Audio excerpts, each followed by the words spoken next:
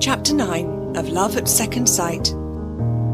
Next morning, Edith, who always came down to breakfast, though somewhat late, found on her plate a letter from Lady Conroy, that most vague and forgetful of all charming Irish women.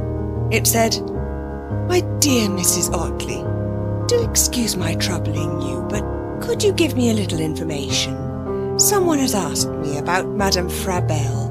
I know that she is a friend of yours and is staying with you, and I said so. Also, I have a sort of idea that she was in some way connected with you by marriage or relationship, but of that I was not quite sure. I fancy that it is due to you that I have the pleasure of knowing her, anyhow. Could you tell me who she was before she married? What her husband was, and anything else about her? That she is most charming and a very clever woman, I know, of course, already. To say she is a friend of yours is enough to say that, but the rest I forget. Hoping you will forgive my troubling you, and that you are all very well, I remain, yours most sincerely, Kathleen Conroy. P.S. I began to take some lessons in nursing when I came across a most charming and delightful girl called Dulcie Clay. Do you happen to know her at all? Her father married again, and she was not happy at home, and having no money, she went in for nursing. Seriously, not as I did. But I'm afraid she is not strong enough for the profession. Remember me to Madame Frabelle." Edith passed the letter to Bruce. "Isn't this too delightful?" she said, "and exactly like her. She sends Madame Frabelle to me with a letter of introduction, and then asks me who she is."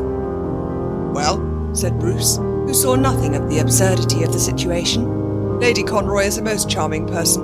It looks almost as if she wanted to decline responsibility. I wouldn't annoy her for the world. You must give her all the information she wants, of course." "But all I only know from her." "Exactly. Well, tell her what she told you. Madame Frabelle told us candidly she made her acquaintance at the hotel. But it's absurd to tell Lady Conroy that back. We can't." Edith found the original letter of introduction after some searching, and wrote to Lady Conroy to say that she understood Madame Frabelle, who was no connection of hers, was a clever, interesting woman who wished to study English life in her native land.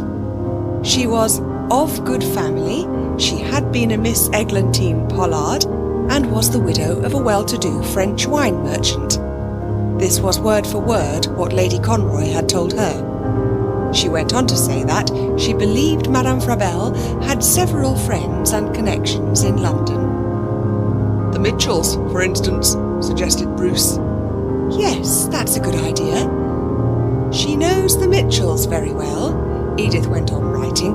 "I think you know them also. They are very great friends of ours. Mr. Mitchell is at the Foreign Office." "And the Conistons?" suggested Bruce. "Yes. She knows the Conistons, the nice young brother and sister we are so fond of. She has other friends in London, I believe, but she has not troubled to look them up. The more one sees of her, the more one likes her. She is most charming and amiable, and makes friends wherever she goes. I don't think I know anything more than this, dear Lady Conroy. Yours very sincerely, Edith Otley. P.S. I have not met Miss Dulcie Clay." Bruce was satisfied with this letter. Edith herself thought it the most amusing letter she had ever written. "The clergyman who she met at lunch yesterday, by the way," said Bruce. "Wouldn't it sound well to mention him?"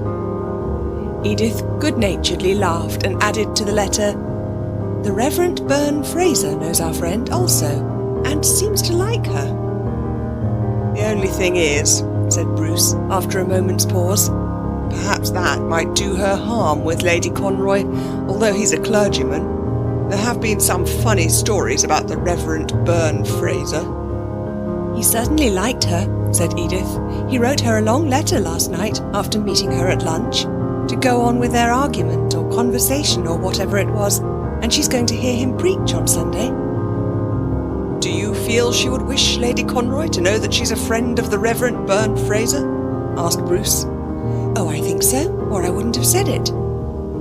Edith was really growing more and more loyal in her friendship. There certainly was something about Madame Frabelle that everybody, clever and stupid alike, seemed to be attracted by. Later, Edith received a telephone call from Landy. He told her that he had seen Aylmer, who was going on well, that he had begged to see her, and had been allowed by his doctor and nurse to receive a visit from her on Saturday next. He said that Aylmer had been agitated because his boy was going almost immediately to the front. He seemed very pleased at the idea of seeing her again. Edith looked forward with a certain excitement to Saturday. A day or two later, Edith received a letter from Lady Conroy saying, "My dear Edith, thank you so much for your nice letter. I remember now, of course, Madame Frabelle was a friend of the Mitchells, whom I know so well and like so much. What dears they are! Please remember me to them. I knew that she had a friend who was a clergyman, but I wasn't quite sure who it was. I suppose it must have been this Mr. Fraser. She was a Miss Pollard, you know, a very good family, and as I always understood, the more one knows of her, the better one likes her. Thanks again for your note. I am longing to see you, and shall call directly I come to London. Ever yours, Kathleen Conroy. P.S. Madame F.'s husband was a French wine merchant and a very charming man, I believe. By the way, also, she knows the Conistons, I believe, and no doubt several people we both know. Miss Clay has gone to London with one of her patients." Bruce didn't understand why Edith was so much amused by this letter, nor why she said that she should soon write and ask Lady Conroy who Madame Frabelle was, and that she would probably answer that she was a great friend of Edith's, and of the Mitchells, and the Reverend Byrne Fraser. "She seems a little doubtful about Fraser, doesn't she?" Bruce said. "I mean, Lady Conroy. Certainly she's got a rather funny memory. She doesn't seem to have the slightest idea that she sent her to you with a letter of introduction. Now we've taken all the responsibility on ourselves." "Well, really, I don't mind," said Edith. "What does it matter? There's obviously no harm in Madame Frabelle, and never could have been." "She's a very clever woman," said Bruce. "I'm always interested when I hear what she has to say about people. I don't mind telling you that I'm nearly always guided by it." "So am I," said Edith. Indeed, Edith did sincerely regard her opinion as very valuable. She found her so invariably wrong that she was quite a useful guide. She was never quite sure of her own judgment until Madame Frabelle had contradicted it. When Edith went to call on Aylmer, in the little brown house in Jermyn Street, she was shown first into the dining-room. In a few minutes, a young girl dressed as a nurse came in to speak to her. She seemed very shy and spoke in a soft voice. "I'm Miss Clay," she said. "I've been nursing for the last 6 months, but I'm not very strong and was afraid I would have to give it up. When I met Mr. Ross at Boulogne, he was getting on so well that I came back to look after him, and I shall stay until he is quite well, I think." Evidently, this was the Dulcie Clay Lady Conroy had mentioned. Edith was much struck by her. She was a really beautiful girl, but with one slight defect, which some people perhaps would have rather admired. Her skin was rather too dark, and a curious contrast to her beautiful blue eyes. As a rule, the combination of blue eyes and dark hair goes with a fair complexion. Dulcie Clay had a brown skin, clear and pale, such as usually goes with the Spanish type of brunette. But for this curious darkness, which showed up her dazzling white teeth, she was quite lovely.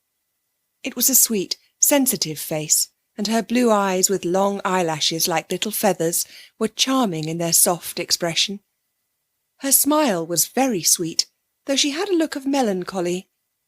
There was something touching about her.